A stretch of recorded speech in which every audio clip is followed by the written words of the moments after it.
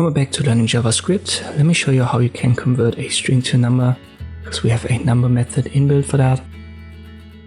There are just a couple of things that we need to take care of. First, let me define an example variable, a string value of 15.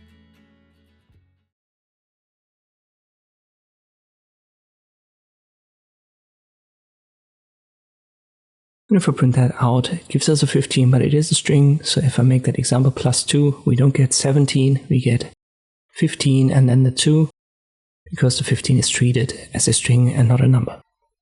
But if I add the number method, and then inside of the number method, we'll add our example, then it can convert it. But be careful, the n has to be capital. So this is one of the methods where you have to be careful.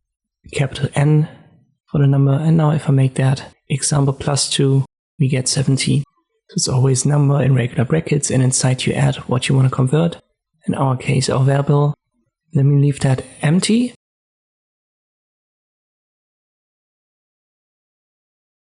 And I have to add a bracket here to close it, and now we get the number 0. So when your string value is empty or just has white space, this will be converted to the number 0.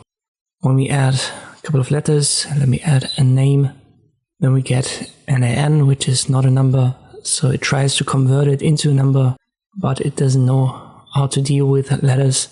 So therefore we get NaN.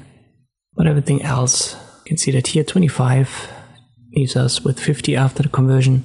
So everything else can be converted. Once again, be careful here, capital N, and then this method runs. I hope this video was helpful, thank you for watching, and I'll see you next time.